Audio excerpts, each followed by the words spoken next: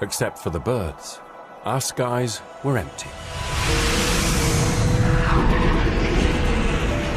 Now, they're a crowded place. It's like chaos, but it's controlled chaos. Every day, 6,000 planes. My pride and joy. There's nothing we can't transport. And 600,000 people are in the skies above Britain.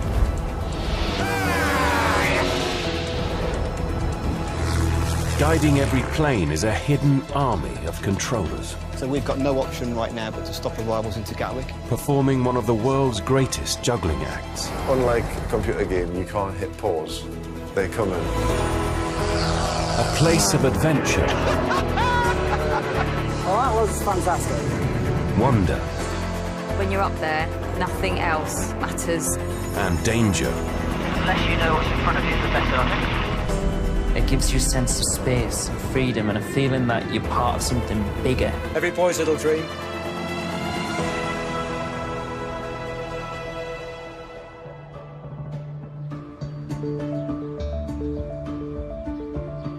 Stuart 991, reduce speed 180 knots. Calamite 3 Foxtrot, leave Hemel on a heading of 3-3. Walker from Lambourne, it's 7974. So one arrived information is leave but confirmed aircraft.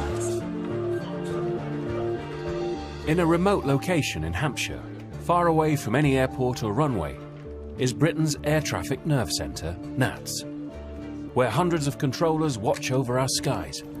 Air traffic service, report your level. 9,200 feet, so 1020, November Alpha. Through radio links to pilots, they guide thousands of planes in and out of British airports. Thames, Jersey 5 Echo Bravo. Okay, I'm 1011, cancel the hold, left centre Lambourne, leave Lambourne 265 degrees. This is the absolute heart of the invisible motorway network in the skies. All traffic that's flying over England and Wales that's receiving an air traffic control service is getting it from the people in this room.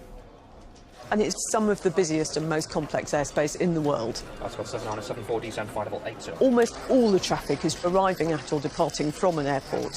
From an air traffic controller's perspective, that actually gives them a challenge because all the stuff that's coming in is above all the stuff that wants to go out, and their job is to make that happen without getting them in the way of each other. Shuttle 3 November, you're heading to London at 121.275. Each controller is personally responsible for the safety of up to 15 planes at any one time.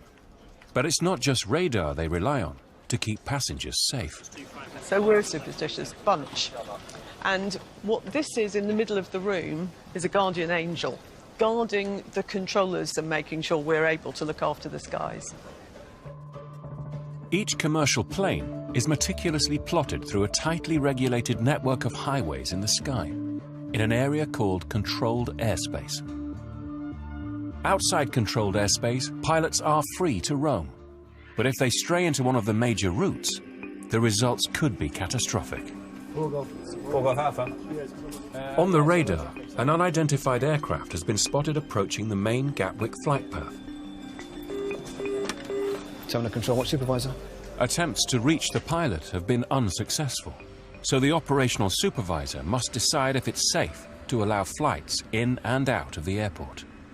We've stopped all arrivals and departures. We've stopped all arrivals at the moment. I haven't stopped departures at the moment because of where he is, but they've stopped all arrivals. They can't do any approaches to 26 left at the moment. So nobody's got contact with him at the moment, and he's stayed resolutely at 2,700 or 2,008.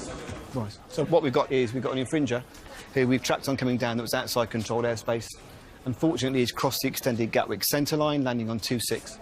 So we've got no option right now but to stop arrivals into Gatwick. So the most important thing we have to do is keep all the other aircraft away from the infringer. So at the moment, the rules are that we have to do our best to achieve 5 miles laterally or 5,000 feet vertically from an infringing unidentified aircraft. Chase 8 Victor Hotel, climb now, flight level 130. The disruption can be quite incredible for one infringer. But everything we do is about making sure that we keep away from the unknown target. With the unidentified aircraft still in controlled airspace, hundreds of passengers who are about to touch down must circle overhead. All we're doing is playing a little bit of a waiting game with this chap and waiting for him to leave controlled airspace or we get two-way with him so we can have positive control over the aircraft. Jets 8 Victor Hotel, climb now, flight level 130. A little slow 16 there. Kilo Tango, maintain heading, descend flight level 150. He's now gone outside, has he? I'm no, not it looks aware like because it. I've So- been dealing with Southend No, for it's a fine. moment. Hello, Nigel, it's Dave. How you doing? So the infringer's now outside controlled airspace, 2.5 to the southeast of you. So we've started arrivals again. First one's Easy 48 X-ray uniform.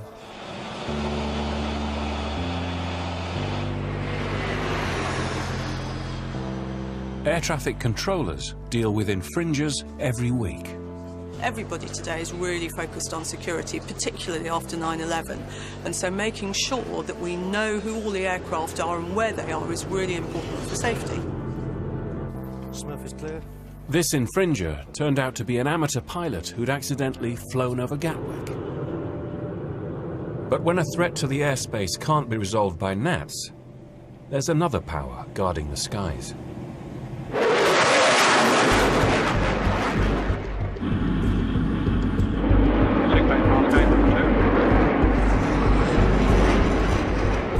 For months, Russian bombers have been probing Britain's air defences. The RAF Typhoons have come very close to shadow them. I think what this episode demonstrates is that we do have the fast jets, the pilots, the systems in place to protect the United Kingdom. Morning. What is that? Everything all right? Yeah, good, thanks. OK. See you later, thank you. So the threat to the UK at the moment is heightened. It's no surprise from the newspaper articles that there is a big threat to all of us at the moment from particularly ISIS. RAF Coningsby in Lincolnshire is the UK's busiest fighter jet operating base, home to 2 squadrons of Typhoons. One of the most powerful combat planes in the world, the Typhoon can break the speed of sound in just 30 seconds. Last year, after 26 years as a fighter pilot, Group Captain Jez Attridge was put in charge of the base. Morning, everyone. This is another big week. So we've got 3 squadron out the door today to the Middle East.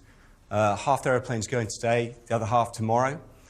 On the back of that, we've got to prep those jets for North America. And of course, QRA, every minute of every day. So good luck, everybody. Thank you. QRA stands for Quick Reaction Alert, the code name used when a Typhoon is launched to intercept unidentified aircraft entering British airspace. In 2015, jets were scrambled 12 times, a scenario the RAF trained for regularly. Rushton 55, Rushton 55. London Centre on guard. If you're receiving, come up this frequency. It's not just NATS who safeguard our skies. A watchful eye is also trained on UK airspace from a nationwide network of hidden RAF bunkers. Rushton 55, contact London Control 132.950. The RAF controllers have been working alongside the civil ones for years and years. When I first started off as a controller, I was in the RAF. If there's an aircraft that nobody knows about, which they have reason to believe might be a security threat to the UK, then we'll clear our aircraft out of the way. Hello, Mark Galloway, Watch Supervisor. And how long has it been out of communication? Civilian air traffic controllers at NATS have spotted an unidentified plane just off the Cornish coast and alert their RAF counterparts. It is a Rushton 55 is a call sign. It's a Gulfstream from Heathrow. It's down west at the moment at that lap long. Heathrow, Tel Aviv. Tracker is chest, Rushton 55, no motor at the moment.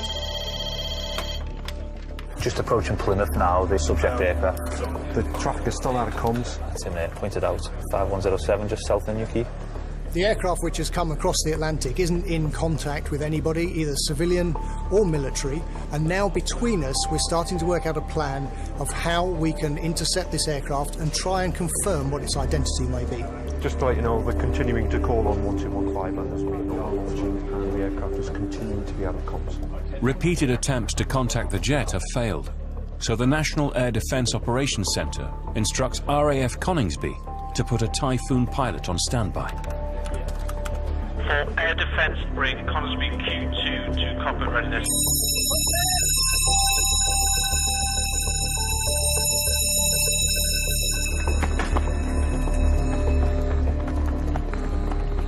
Just minutes after receiving the call, the Typhoon is ready to launch.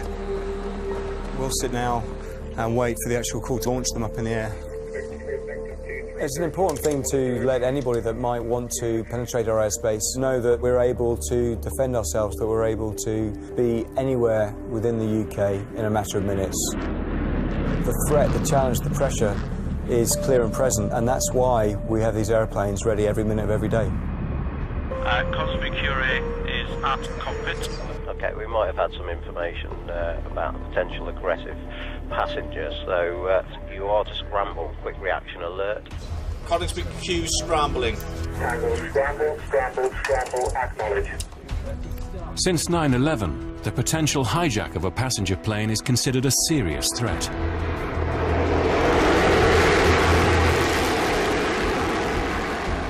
As the Typhoon launches, NAT's air traffic controllers clear everything out of its path. We've got a subject aircraft getting airborne from Coningsby, and we'll be looking from Coningsby to get up. And news reaches the top. The fighters are in the air. Please could you update the Prime Minister? 30,000 feet above Bristol, the Typhoon reaches its target. A commercial plane. Still not compliant. Next, the pilot executes a series of warnings. You are to conduct a show of presence manoeuvre.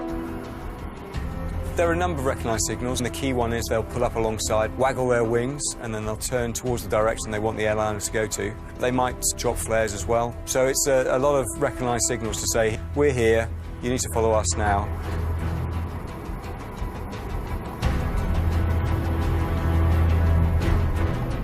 Just confirm that is non-compliance for the show of presence. You are to conduct an exercise show of force.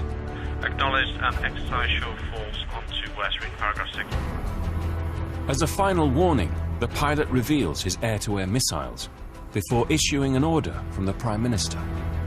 Rushton 55 from Charlie Yankee, Quebec 2. I'm instructed by Majesty's Government of the United Kingdom to warn you that if you do not respond immediately to my orders, you'll be shot down. The Prime Minister can order a Typhoon pilot to shoot down a passenger plane. The nightmare scenario for us would be that we would engage an airplane and be given that order. But our pilots, they will execute the order they're given by the Prime Minister. They might think about it on the ground afterwards, but at the time, that's what we're trained to do.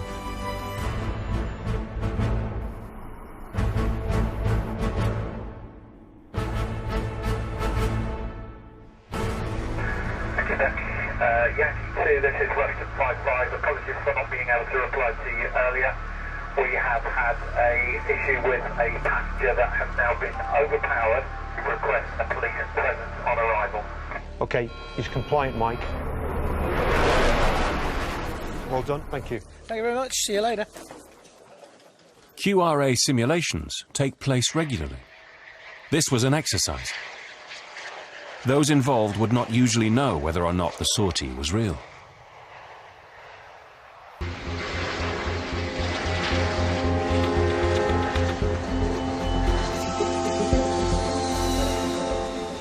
Maintain that speed, descend, flight level 150, level of being clipping.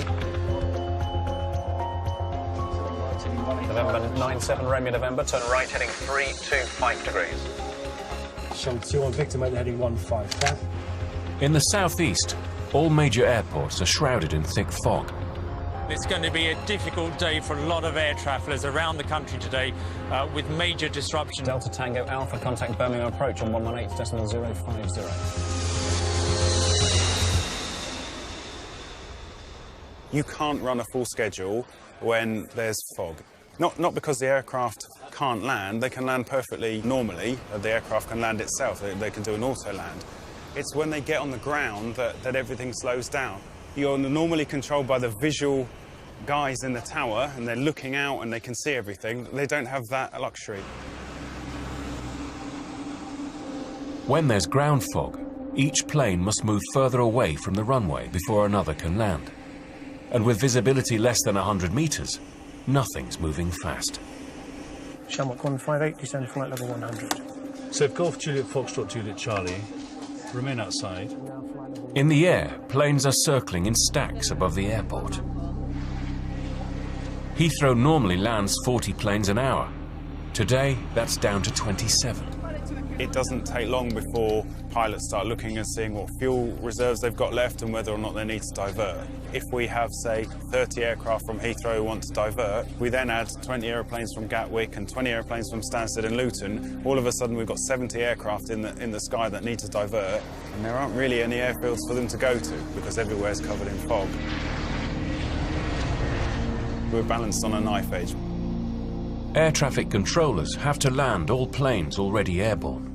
But Brian can reduce the number of new planes heading for the stacks by lowering the flow rate, the number of planes allowed to enter British airspace. I think hit it hard and short now, get it under control, and then change back to a sensible rate. So 18 until 1300, and the problem is this is going to just crucify them. Ryanair 643 Tango, route to Redfern, contact London 133.940. I want to go up a bit. I want to go 20. Let's go 20. My risk. 20 until 13:30. Let's see what that does. I'm having palpitations. Right, Heathrow, with immediate effect, 20 until 13:30. Brian's decision to cut the number of planes allowed to enter Heathrow's airspace to 20 an hour will cause the delay or cancellation of 40 domestic and European flights.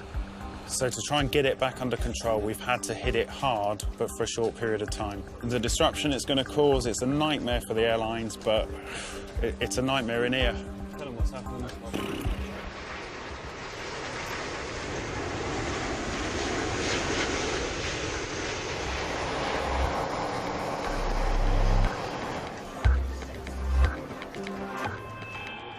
At NATS, fog is still causing havoc with the plane schedules. Can you pin them down? I want a fog forecast colour as per that, and then we'll make a decision on that. Delaying flights around the world has reduced the amount of air traffic, but the effect will take several hours to ripple through to the stacks above Heathrow. So we're still going to get 26 aircraft arrive in this hour where we've only requested 20. So when we're landing more than we're getting, that's obviously when the delay will start to come down quite dramatically, and it's at that point that we start to turn the tap on again and bring aeroplanes in. Start to remain clear and 121025. He is on the heading of 110 now, KG7 Victor Golf, turn left onto 145 degrees, report heading and speed to London. We are coming out of low vis and we will not go back in there until 2100. The fog is just cleared. The tower controllers can see pretty much the whole length of the runway now, so I've just agreed to up the rate to 38 arrivals, which is getting somewhere near normality. Delta Tango Alpha, roger, maintain the heading. With visibility returning to normal, the team can increase the flow rate. But Heathrow has had to cancel 180 flights in one day. That has a huge impact. If this was the only flight that you were going on for your yearly holiday and it gets cancelled, the pain for you, personally, is quite big. And so we don't make these decisions lightly. We take them with the big strap line of safety. We have to maintain the integrity of the airspace. Right, fly 36 Papa, roger.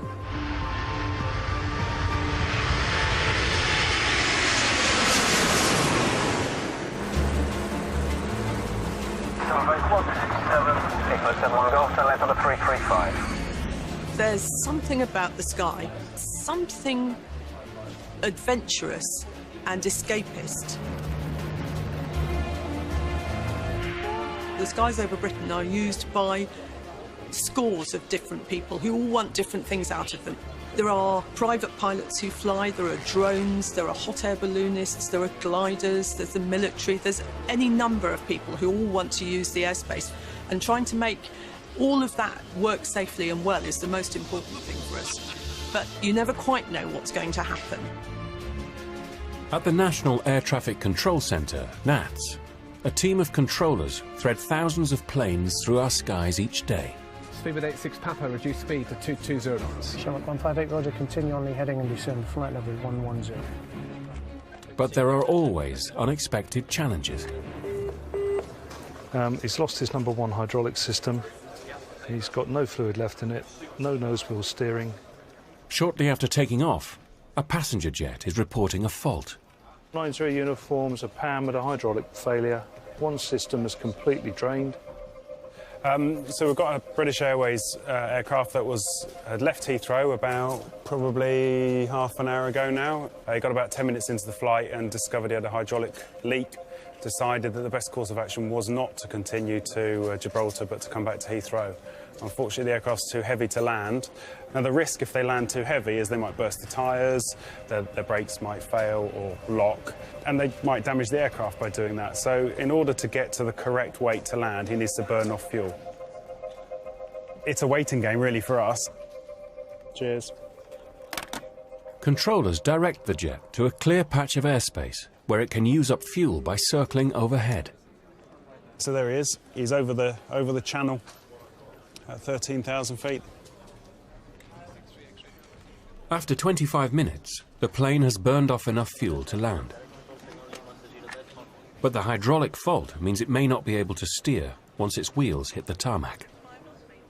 The gap behind him would normally be 3 to 4 miles. We're putting a 10-mile gap in just to give us that little bit more room in case anything does happen, and that allows us to take the aircraft behind and send it around if anything does. He's on this line here is known as the extended centre line, so he's landing on 27 right. He's got to be off by now.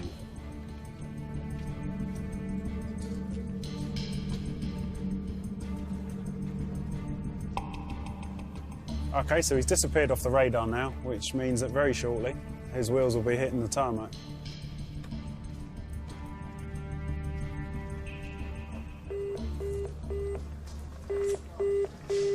Just airports. OK, thank you. They've vacated the runway. They're waiting for the runway to be inspected and handed back. The runway's back. It's all clear. Problem finished.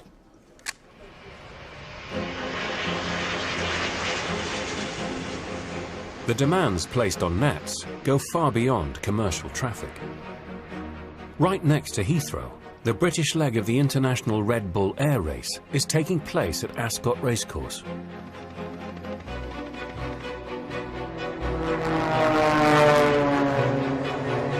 Enabling people to operate an air race in one of the busiest air traffic control zones in the world is bonkers. If you said, oh look, let's have a massive air race next to this incredibly busy international airport, you probably wouldn't do it. So we've said to them not above 1,500 feet, and that enables us to then jump over the top of them with our outbound traffic. Touch wood, they manage to keep in their own little part of the airspace, they keep to their bit, we keep to our bit, and everybody's happy. Even larger drones designed for aerial filming are too small to be detected by radars. Yesterday we had a aircraft out of Heathrow report a close encounter with a drone. He estimated it 20 foot away and suggested it was in the region of about 6 foot. So we're not talking a little pathetic helicopter you might get down the gadget shot. We're talking a big proper drone.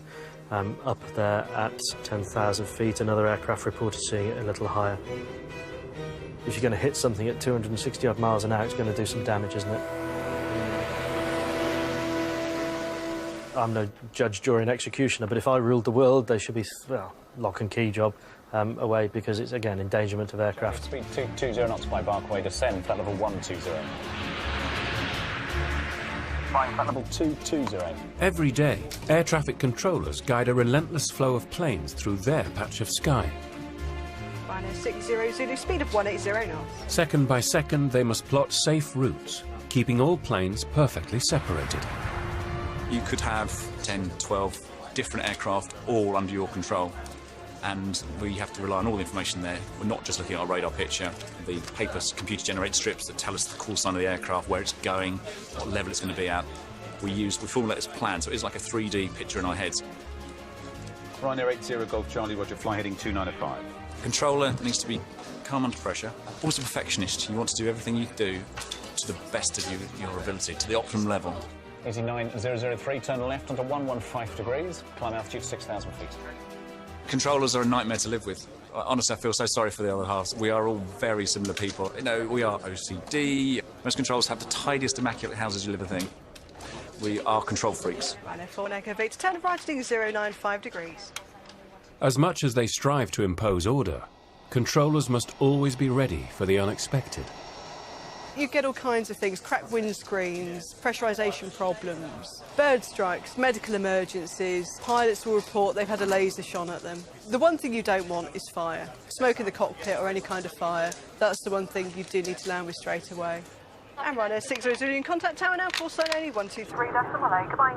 Perfect analogy, it's a computer game that you can't lose. I think if you sat there and thought that's 200 people, that's 300 people, I think you'd probably go crazy.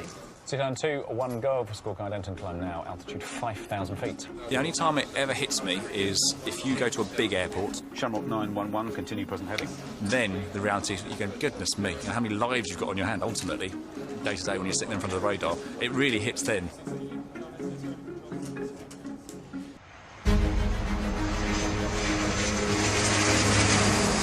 So 49 Charlie, descend altitude 4,000 feet, landing QNH 1013, be level of beam deck link. Mayday, Mayday, Mayday, November 140, Foxtrot Juliet.